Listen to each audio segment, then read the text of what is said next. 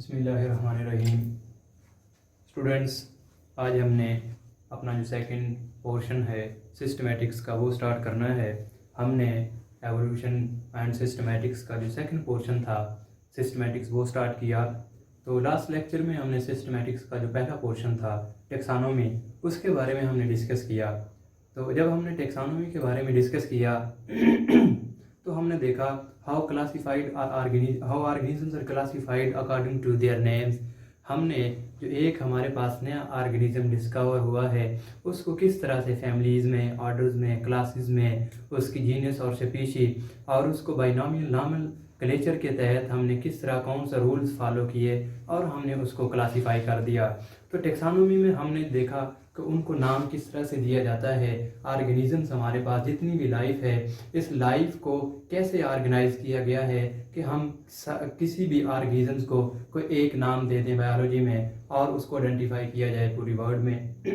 तो इसके लिए हमने बच्चे कल जो डिस्कस किया था, हमने देखा कि टेक्सानोमी में हमने बाइनोमियल नॉमेनक्लेचर को स्टडी किया, बाइनोमियल नॉमेनक्लेचर को देखा, ठीक है। उसके अलावा हमने इसमें जो हमारे पास फर्स्ट साइंटिस्ट एरिस्टोटल, जिसके बारे में कहा जाता है कि एरिस्टोटल था फर्स्ट साइंटिस्ट जिसने टेक्सानोमी के बारे में जो है हमें सबसे पहले क्लू और व्यूज़ दिए और उसने ऑर्गेनिजम्स को क्लासीफाई भी किया, उनको नेम भी देने की कोशिश की। फिर उसका जो थियोफ्रास्टस उसका प्यूपल था, उसने भी इसमें अपना रोल प्ले किया। हमने लामार्क और डार्विन को भी डिस्कस किया। तो फिर हमने ये भी देखा कि हमने बाइनोमियल नॉमेनक्लेचर जो है उसको हमने कैसे जो है वो क्लासीफाई किया।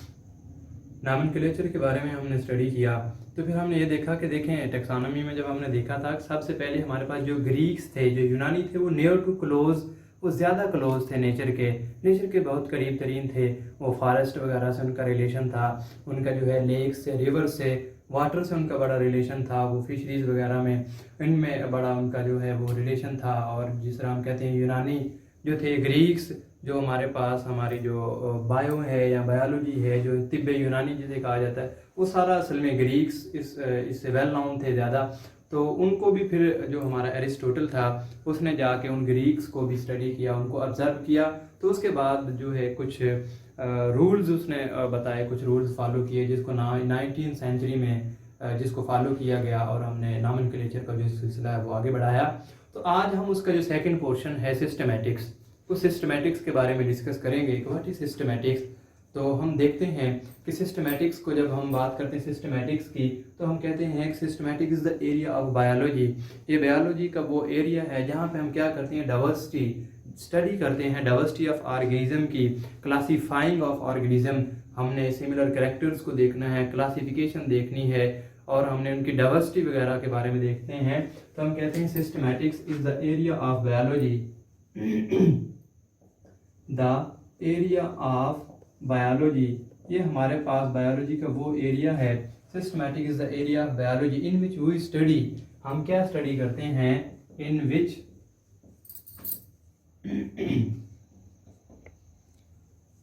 वो स्टडी डाइवर्सिटी ऑफ ऑर्गेनिज्म। पहला हमारे पास क्या है कि हमने इसमें देखना है डाइवर्सिटी ऑफ ऑर्गेनिजम्स। हमने डाइवर्सिटी ऑफ ऑर्गेनिजम्स के बारे में डिस्कस करना है। और हमने दूसरा इसके बारे में क्या डिस्कस करना है कि हमने इनके कैरेक्टर्स के बारे में डिस्कस करना है। इनके हमारे पास कैरेक्टर्स बच्चे कौन से, जो हमारे पास सिमिलैरिटी है ऑर्गेनिजम्स की एंड, और इसके अलावा हमने इनकी क्लासिफिकेशन के बारे में डिस्कस करना है।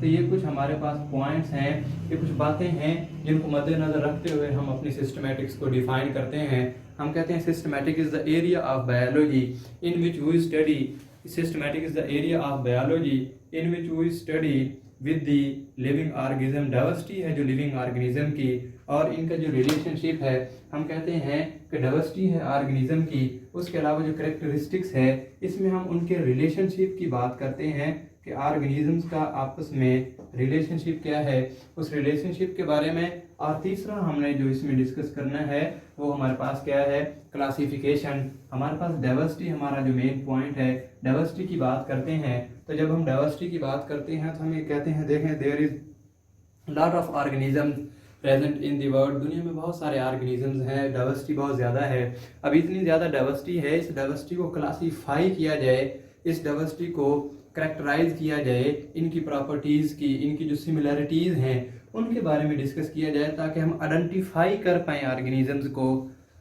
जो हमारे पास डाइवर्सिटी है, इसका हमारे पास मेन पॉइंट ये है कि सिस्टमैटिक्स में डाइवर्सिटी को क्यों स्टडी किया गया है। क्योंकि हमारे पास ऑर्गेनिजम्स की बहुतायत है, ऑर्गेनिज्म हैं बहुत ज़्यादा, तो इन ऑर्गेनिजम्स को हमने इसमें टैक्सोनॉमी एंड सिस्टमैटिक्स में क्लासीफाई करना है, उनको आइडेंटिफाई करने के लिए, उनकी पहचान के लिए, ताकि थ्रू आउट द वर्ल्ड हमें पता चल सके कि हमारा कौन सा ऑर्गेनिज्म किस क्लास से बिलोंग करता है, किस फैमिली से बिलोंग करता है, उसका ऑर्डर क्या है, उसका बाइनोमियल नोमेनक्लेचर में उसका साइंटिफिक नाम क्या है। तो इसलिए ताकि हम उसको पहचान सकें। दूसरा, हम इसमें सिस्टमैटिक्स में जो मेन पॉइंट है, जो डिफरेंस भी है टैक्सोनॉमी और सिस्टमैटिक्स में, वो हमारा relationship of organism with other organism. हम कहते हैं रिलेशनशिप विद ईच अदर। जो हमारे पास मेन पॉइंट है, हम कहते हैं relationship with each other. Organisms का जो रिलेशनशिप है दूसरे ऑर्गेनिजम्स के साथ, मतलब क्या कि इसमें देखिए सिस्टमैटिक्स में हम इस तरह से भी इनको डिफाइन करते हैं, जिस तरह हमारे पास दो ग्रुप्स हैं, हमने ऑर्गेनिजम्स को ग्रुपिंग में डिवाइड किया हुआ है। जिस तरह हमने दो ग्रुप्स बनाए रेप्टाइल्स के, एक हमारे पास हम बात करें, एक हमारे पास ग्रुप है रेप्टाइल्स और दूसरा ग्रुप हमारे पास कौन सा है, मैमल्स। तो ये दो ग्रुप हमने बनाए, अलग अलग दो ग्रुप हमने बना दिए। तो इनको हमने सिस्टमैटिक्स में कैसे अलग अलग किया, हमने इनको कैरेक्टराइज्ड कैसे किया। हम कहते हैं कि देखें हमारे पास हैं तो दोनों ही एनिमल, दोनों ही ऑर्गेनिज्म हैं, लेकिन ये दोनों अलग अलग ग्रुप से बिलोंग करते हैं। कैसे? हम ये कहते हैं कि रेप्टाइल्स हमारे पास क्या है, जो लेइंग एग हैं, जो लिजर्ड्स हैं हमारे पास, उनको हमने कह दिया दीज आर रेप्टाइल। और फिर हमने इनको डिफरेंस कैसे किया है कि मैमल्स हमारे पास कौन से हैं, जो क्या है, जिन पे फर हो, जिन पे हेयर्स हों, जिनकी बॉडी पे। तो इस तरह हमने दो ग्रुप्स अलग अलग बना दिए। It's due to systematics. Systematics ने इनको अरेंज किया है अलग अलग ग्रुप्स में। फिर इसके अलावा हम देखते हैं कि हमने इनका रिलेशन, ऑर्गेनिजम्स का जो रिलेशन है वो दूसरे ऑर्गेनिज्म से रिलेशन कैसा है और क्या रिलेशन है, इसके बारे में हम देखते हैं। कि जिस तरह हमारे पास बच्चे, हम कहें ह्यूमंस की अगर एग्जांपल ली जाए, ह्यूमंस एंड गोरिल्लाज की, तो हम जब ये हमारे पास रिलेशनशिप की हम बात कर रहे हैं कि हमारे पास ह्यूमंस हैं और दूसरे हमारे पास कौन से हैं, गोरिल्लाज। ह्यूमंस एंड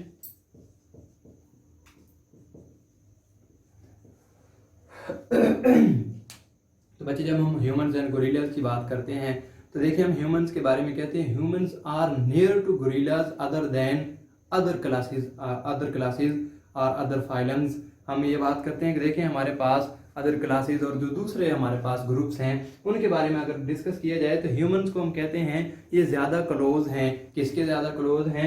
ये हमारे पास गोरिल्लाज के ज़्यादा करीब हैं, ज़्यादा क्लोज हैं।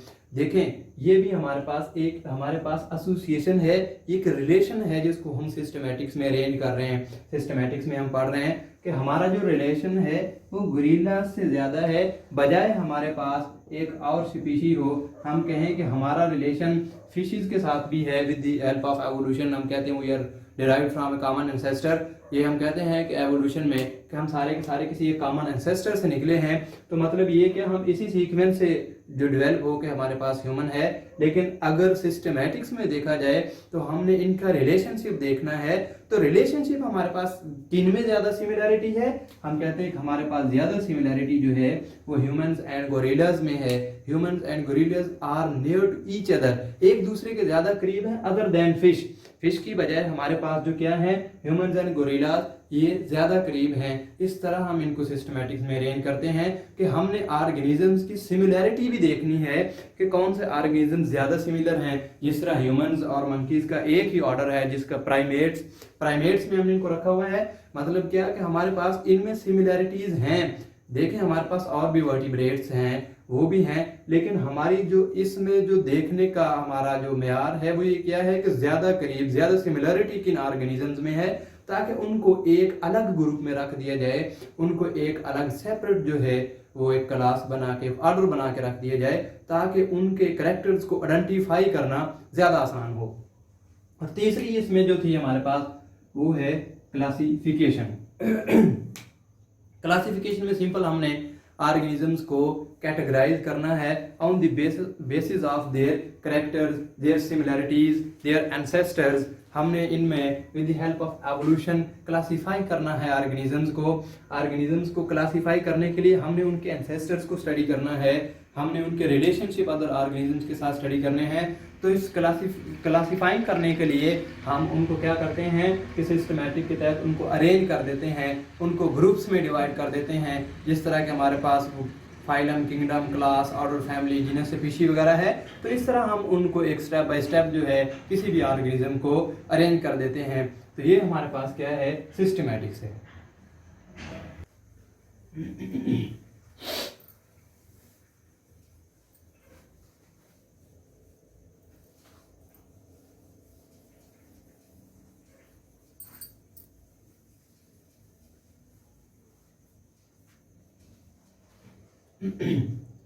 तो स्टूडेंट्स, अब हमने सिस्टमैटिक्स को डिफाइन किया, तो अब हम देखते हैं कि contribution of systematics in biology.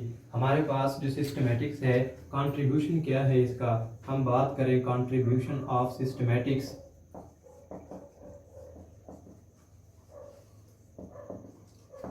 In biology.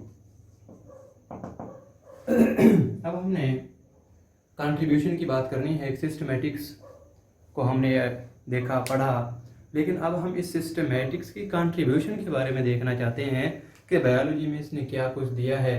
तो हम कहते हैं कि इसने बहुत सारी कंट्रीब्यूशन की हमारी बायोलॉजी में। इसने एवोल्यूशन में, इकोलॉजी में, हमारी अप्लाइड जो बायोलॉजी है उसमें, हमारी जो थ्योरेटिकल बायोलॉजी है, हमारी जो मॉडर्न बायोलॉजी है, हमारी जो मॉलिक्यूलर बायोलॉजी है, सारी के सारी जितनी भी हमारे पास बायोलॉजी की ब्रांचेज हैं, हर एक में इसने अपना अलग अलग से रोल प्ले किया है। तो हम देखते हैं, बारी बारी इनको डिस्कस करते हैं कि हमारे पास क्या है, एवोल्यूशन है, एवोल्यूशन में इसने अपना रोल प्ले किया।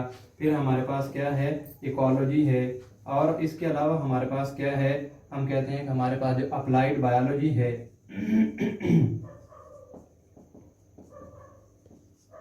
इसके अलावा हमारे पास जो है, इसने जो हमारी मॉडर्न और मॉलिक्यूलर है उसमें भी अपना रोल प्ले किया है, मॉडर्न और molecular biology.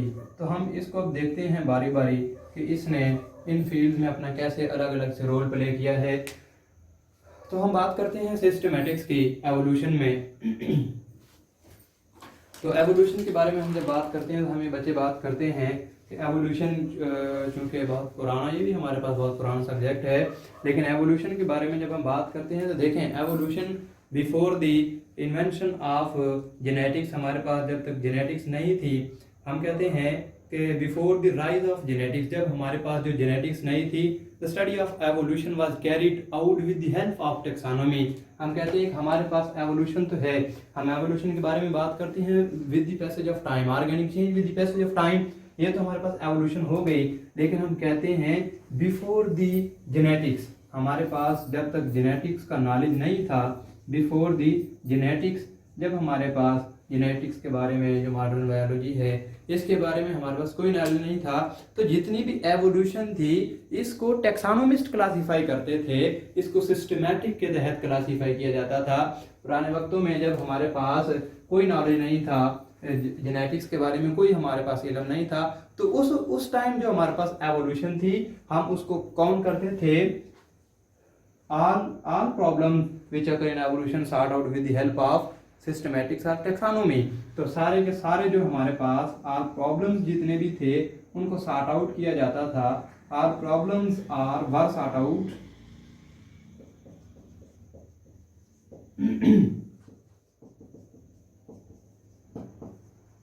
with the help of taxonomist। तो इसमें हम ये बात करते हैं कि देखिए, हमारे पास जब कोई मॉडर्न नॉलेज नहीं था हमारे पास टेक्सोनॉमी का, तो उस वक्त जो हमारे पास सिस्टमेटिक्स जो थी या हमारे पास जो एवोल्यूशन थी, एवोल्यूशन को उस टाइम अरेंज किया जाता था किसके अकॉर्डिंग, हम कहते थे कि हमारे जो टेक्सानोमिस्ट हैं, ये टेक्सानोमिस्ट उसको क्लासीफाई करते थे। तो हम फिर इसमें ये भी बात करते हैं कि हमारे पास जो डार्विन और लामार्क था, इन्होंने क्योंकि हमारे पास जो एवोल्यूशन थी इन्हीं ने स्टार्ट करवाई, मतलब जो एवोल्यूशन का मॉडर्न नॉलेज है, जो हमारे पास एवोल्यूशन का मॉडर्न नॉलेज है वो तो हमें दिया ही डार्विन और लामार्क ने था। उससे पहले एवोल्यूशन जो था उसको क्लासिफाई किया जाता था, उसको स्टडी करने के लिए हमारे पास टेक्सानोमिस्ट थे।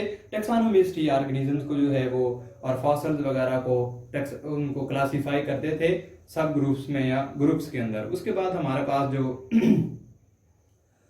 न्यू साइंटिस्ट जो थे, मॉडर्न साइंटिस्ट, डोब्स, हेंस्के, सिम्पसन वगैरह हमारे पास जब आए तो उन्होंने फिर बच्चे हमें जो है वो थोड़ा सा मॉडर्न एवोल्यूशन के बारे में बताया। और आजकल जो हमारे पास एवोल्यूशन है, हम कहते हैं कि ये प्रैक्टिस की गई है एनिमल डाइवर्सिटी के ऊपर। जो हमारी एनिमल डाइवर्सिटी है उसको प्रैक्टिस करके हमारी जो एवोल्यूशन है इसके बारे में स्टडी किया गया है। तो नेक्स्ट हमारे पास जो है वो इकोलॉजी है। तो इकोलॉजी के बारे में हम देखते हैं कि हमारे पास अब इकोलॉजी क्या है। हमारे पास जो नेक्स्ट है इकोलॉजी, इकोलॉजी के बारे में हम बात करते हैं कि देखिए हमारे पास इकोसिस्टम के साथ जो एसोसिएशन है, जो सोसाइटी के साथ एसोसिएशन है उसके बारे में तो हम कहते हैं कि ये हमारे पास सिग्निफिकेंस थी टैक्सोनॉमी के जरिए। हमारे पास जो सिस्टमैटिक्स थी, क्यों कि हमने इसमें उनको डिस्कस करना था कि हमारे पास जो ऑर्गेनिजम्स हैं how they are significant to their environment, कि इनके एनवायरनमेंट से रिलेशन क्या है ऑर्गेनिजम्स का, और ये ऑर्गेनिज्म सिग्निफिकेंट कैसे हैं एनवायरनमेंट के लिए। इस बारे में हमने जो डिस्कस करना था वो हमें जो है इकोलॉजी जो है हमें नॉलेज प्रोवाइड करती है कि ऑर्गेनिजम्स को कैसे मतलब जो डाइवर्सिटी है इसका हमारे एनवायरनमेंट से, हमारी सोसाइटी से और दूसरे ऑर्गेनिज्म से रिलेशन क्या है, इस सब को भी हम जो है टैक्सोनॉमी में और जो सिस्टमैटिक्स है उसमें स्टडी करते हैं। आगे हमारे पास देखें मॉडर्न और मॉलिक्यूलर बायोलॉजी है या हमारे पास अप्लाइड बायोलॉजी है। तो अप्लाइड बायोलॉजी जो है हमारे पास, हम कहते हैं अप्लाइड बायोलॉजी में हमने ह्यूमन हेल्थ को, अपनी एग्रीकल्चर को, अपनी मेडिसिन को, ये सारी जो चीज़ें हैं हमने इनको अप्लाइड बायोलॉजी में स्टडी करना है। तो देखें अप्लाइड बायोलॉजी का भी हमारे पास सिस्टमैटिक्स में बड़ा रोल है। जिस तरह हमारे पास हम अगर पुराने थोड़ा सा पीछे जाएं तो जब हमारे पास मलेरियल जो हमारे पास थी एक डिजीज़ काज हुई, मलेरिया की वजह से बहुत सारी जो हमारे पास बहुत ज़्यादा अमवात उससे हुई और हमारा जो उसमें बहुत ज़्यादा मसाइल क्रिएट हो गए। तो उस वक्त भी जो हमारे पास सिस्टमैटिक्स थी उसने आइडेंटिफाई करवाया कि हमारे पास, क्योंकि ये एक ऐसी वबा थी जिसका नॉलेज मिल ही नहीं था कि स्टार्ट कैसी हुई और स्प्रेड कैसे होती है। तो इसको फिर जो है इससे सॉर्ट आउट करने के लिए हमें फिर क्या हुआ, सिस्टमैटिक्स ने उसको क्लासीफाई करके दिया कि ये जो हमारे पास मलेरियल डिजीज़ है इट्स ड्यू टू एनोफिलीज। हमारे पास जो हमारे वो हैं मच्छर हैं, जो हमारे मॉस्किटोज हैं, उनकी वजह से इसने फिर सिस्टमैटिक्स के तहत हमने इसको क्लासीफाई किया और इसको हमने ऑर्गेनाइज किया। तो इस तरह से हमारे पास और जो हमारी अप्लाइड बायोलॉजी है, हमारी एग्रीकल्चर है उसमें, और हमारी जो मॉडर्न बायोलॉजी है, हमारी जो मेडिसिन हैं, इसमें भी हमने ड्यू टू डिफरेंट एनिमल्स, हमने पहले एनिमल्स को कैटेगराइज किया है, फिर हमने उनके पॉइजन्स और वेनम वगैरह को डिस्कस किया, उनसे जो हमारी फैलने वाली बीमारियां हैं, डिजीज़ हैं, उनके बारे में भी डिस्कस किया। तो अप्लाइड बायोलॉजी में भी हमारी सिस्टमैटिक्स का बड़ा रोल है। तो इसके अलावा हमारे पास अब देखते हैं हमारे पास जो पेस्टिसाइड्स हैं इंसेक्ट्स वगैरह में, तो हमारे पास जो पेस्टिसाइड्स और जो इंसेक्ट्स वगैरह हैं तो हम देखते हैं